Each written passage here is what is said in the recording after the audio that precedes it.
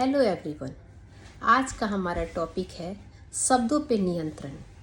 हम जब भी जो भी बोलते हैं वो दूसरे के दिल पे क्या छाप पड़ता है, इससे रिलेटेड ये कहानी है।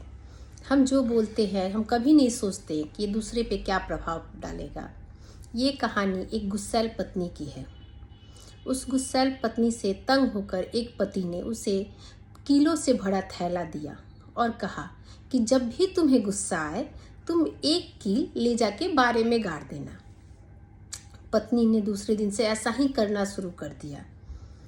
धीरे धीरे ये क्रिया चलती रही, पूरे दीवार भर गए। तब उसे समझ में आया कि मैं व्यर्थ में इतना मेहनत करती हूँ कीलों को ठोकने में, क्यों ना अपने गुस्से पे ही नियंत्रण किया जाए। जब पत्नी को समझ में आई तो उसने धीरे धीरे कील ठोकना कम कर दिया, क्योंकि उसे गुस्सा आना कम हो गया। एक दिन ऐसा भी आया कि उसने दिन भर में एक भी कील बारे में नहीं ठोकी।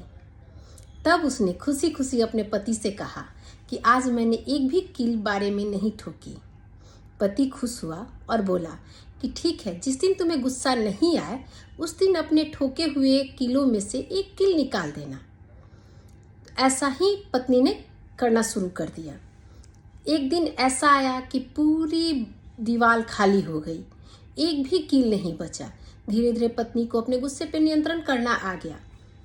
उसने अपना कील ठोकने का प्रक्रिया खत्म कर दिया। तो वो बहुत खुश हुई और अपने पति से बताई कि आज मैंने सारी दीवार को, सारी बारे को साफ कर दिया, एक भी कील नहीं बचा। पत्नी से पति बहुत खुश हुआ और उसने कहा, उसके कंधे पे हाथ रखते हुए, कि अब इन जो छेदे हैं, इन छेदों को क्या तुम भर सकती हो? जो कील ठोक के तुमने बारे में छेद किया है उस छेद को तुम भर सकती हो? पत्नी ने कहा, नहीं, ये कैसे संभव है? तो पति ने कहा कि जब तुम क्रोधित होती हो, किसी को कुछ बोलती हो, तो वो बात उसके हृदय में छेद कर जाती है, जिसे तुम जाने अनजाने भर नहीं सकती।